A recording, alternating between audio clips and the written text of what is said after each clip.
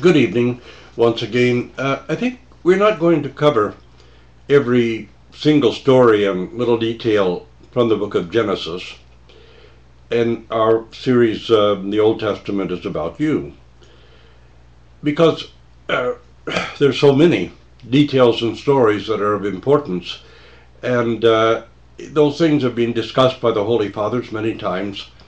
And so we're going to continue following, really taking our lead from the great canon of St. Andrew of Crete, and look at, perhaps expand on it, because St. Andrew only mentions in the canon various people from the Old Testament and shows us how we're more like one group, but how with God's grace and struggle we can become like the other. And we understand then that we can learn a great deal about ourselves and our own struggle from the people and their stories in the Old Testament. Now, the story of Jacob, of Leah and Rachel is very rich and powerful, but we've already discussed Jacob and Esau, and I want to mention again how impressed one must be with Esau. Because when Jacob finally returns from the north, from the family of his mother's relatives, with his two wives, or by then I think he had four wives, the two handmaidens, one of Leah and one of Rachel. Now, Jacob is of course afraid of his brother because in a way he really pulled a fast one on his brother. And obviously it was God's will that Jacob, whom God renames Israel, should be the patriarch and leader of the tribe. There are obvious reasons for that, reasons why Esau would have failed in the duty and obligation at the beginning. But Esau also, of course, has a noble part.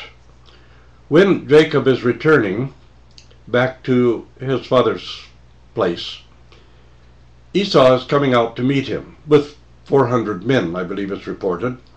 And of course Jacob is afraid that he's coming out to try to destroy him.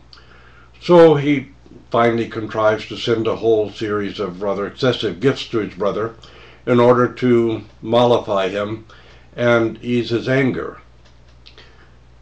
But when the two brothers meet, Esau is full of forgiveness and seems to be genuinely overjoyed to see his brother again. And he's also generous. He tells his brother, look, I have plenty. You don't need to give me all these gifts.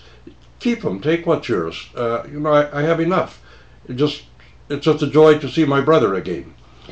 And this complete and absolute forgiveness is really beautiful and amazing. And it says a great deal to us also. It may have been wise enough for Jacob to send his brother the gifts, to change his attitude, to mollify him, to say, well, look, my brother's given me all these things, I won't kill him after all. And then to find that Esau has just completely open-heartedly forgiven the past and embraces his brother. There are two comments I would like to make on this, though, and one of them is that when we have an enemy, or somebody who feels they're our enemy, when somebody has even lied and slandered about us or attacked us in some way, it really is far better to try to win them back, to win their friendship, than it is to try to respond to them, to try to get some kind of revenge, to try to prove them wrong or something like this. Better to try to win their friendship again. And not simply just to protect yourself, but in order to follow the kind of life that our Lord Jesus Christ has called upon us to follow. Turn the other cheek and forgive your brother. Now, that could be interpreted in such a way that it brings one to complete foolishness. But at the same time, one of the principal parts of that message is that rather than to advance the enmity, to advance the fight or the battle, to make it more intense, to make it worse. Let us instead try to win our brother over and make him our friend instead of our enemy. And this is much better than anger. We can respond with anger to many things, to accusations, slanders, offenses, or any of these things. But rather than react with anger, let us react with meekness and kindness and humility, and try to win our brother over and make him our friend. It actually does work. Not every time, but in general, and most of the time, it can work if we maintain our meekness and show sorrow instead of anger. And that is a principal part, I believe, of the way our Lord Jesus Christ taught us to deal with these matters. Well, Jacob certainly tried to win his brother over from fear, but to make his brother his friend instead of having to fight him was certainly a wise move. The great moral strength of Esau really, I think, was awesome, that he had such complete forgiveness for his brother and received him back with joy. Jacob then, of course, goes on and takes up the place of his father, and Jacob and Esau separate themselves because their flocks are so great now that they would sort of overpower the land, and the land could not support both of them. So they make this kind of parting of ways, and then their descendants go on to form different nations. Edom, the descendants of Esau, and Israel, the descendants of Jacob Israel. Now we want to take up next, I think, the story of Joseph.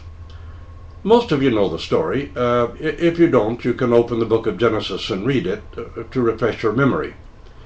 Jacob has 11 sons and 2 younger sons. So there are 12 altogether, really. Benjamin is born last of all, and with the birth of Benjamin, the beloved wife Rachel dies and is buried near Bethlehem in the land of Ephrathah. In the story, Jacob, of course, is quite favored by Joseph, for one reason, because he was Rachel's son, and Jacob loved Rachel above all. And for other reasons, too. His youth, for a long time, he was the youngest son. And when, I think Benuel, Rachel called him, but Jacob called him Benjamin, was born, he was still quite young. And Jacob had grown up together with his son Joseph as his favorite before that, and gives him the coat of many colors. Now, this many-colored coat is a special thing. It shows a special affection and a special pride in this particular son. Joseph obviously has some kind of a calling from God. He is going to have to